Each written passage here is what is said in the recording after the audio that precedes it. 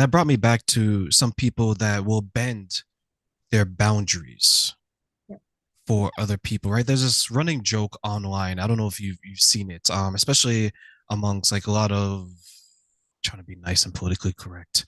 A lot of people online. Let's do it that way, right? I'm not going to mention any sex or genders. Great. That you can have an encounter with a man that is, let's say, or woman that is very good looking and is considered sex. Same sexual encounter, you can have it with someone that isn't that good looking and it's assault. Meaning that it depends on your attraction to the person and not necessarily the act itself. What are your I thoughts on that? think that's really interesting. I think it's a perspective, it's a mindset, right? Like my question would be, is the actual difference your willingness, right? Like, is the actual difference your willingness as a participant in that act? Because if you are willing and able and it's enthusiastic, yes, then great. But if you were no and felt coerced or groomed or whatever to get into that situation, then that is a different definition. And I think that sometimes we can hide behind our attraction to people and the way in which you interpret it, right? And attraction, like goodness gracious, that is so subjective, right? The way you're attracted to people, or even when you're attracted to people. If I am in a committed, loving relationship, I'm not looking at anybody else. I don't even know if I find you attractive. Like, you could, like, do you think I'm attractive? I don't know the answer to that question. It is not something going through my mind. I'm in a committed, loving relationship with someone. I'm not even thinking about that. If I'm out of a relationship, am I attracted to you? Okay, then I need to, start asking questions. And there's very layered things to that too. Like, what's your personality? Again, going back to your knowing yourself and understanding, like, how are you perceiving this to be occurring? So perception is huge, but also, like, again, going back to what was your willingness in that conversation or in that act? That's something that I will always found scary because I will support that, right? I will say that were you a willing participant, right? Mhm. Free of mind, free of everything else, free of influence, whatever it could be verbal, could be mental, emotional, physical. Yeah. My concern for people, and maybe this is like the caring nature of me, and I gravitate to maybe assume this of women a little bit more.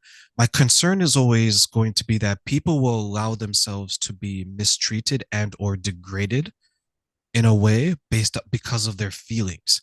And that's why I asked that question because I've heard some stories where some people have shared their the sexual acts that they participated in. And I would have to ask them, I was like, did you really want to do that? Like, is this something you want to do? And they're telling me like, well, I did it because I want to show the person that I love them.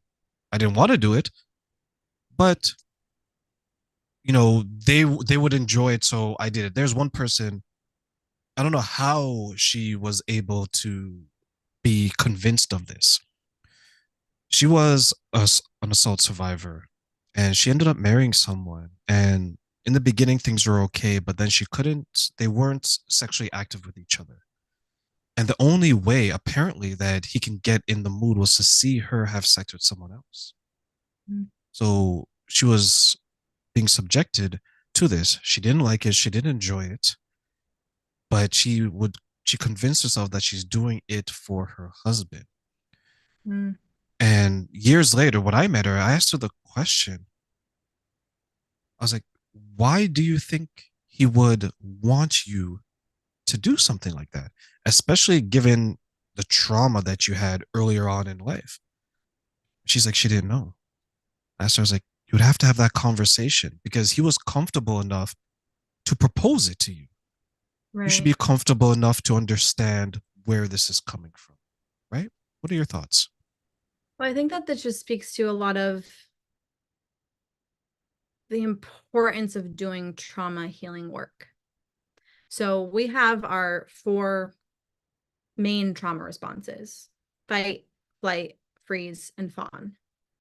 And many people in abusive relationships, they experience fawn because they're afraid of what could happen to them if they don't do this thing.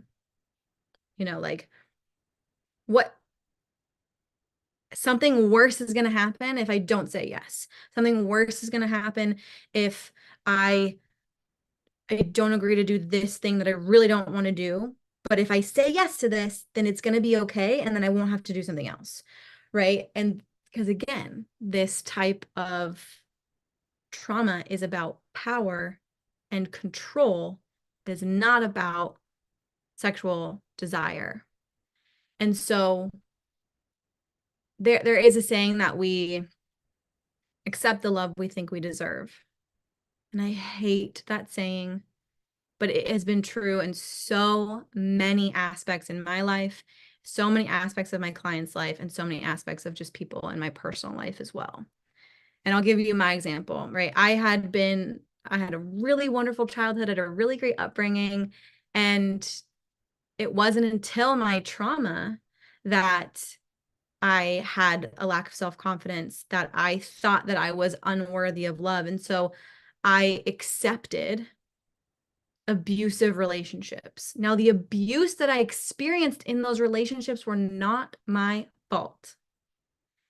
But the state of mind that I was in, I have to take responsibility for, to be able to say, I did play a part of those relationships. I did allow the mistreatment. I did allow for those things to happen because of the state that I was in. I wasn't getting help. I wasn't getting support. I wasn't looking out for me. I wasn't taking care of myself. And I wasn't doing my trauma healing work. And when we don't have that self-awareness and we don't know why we do things, like those are the pieces that we can take responsibility for.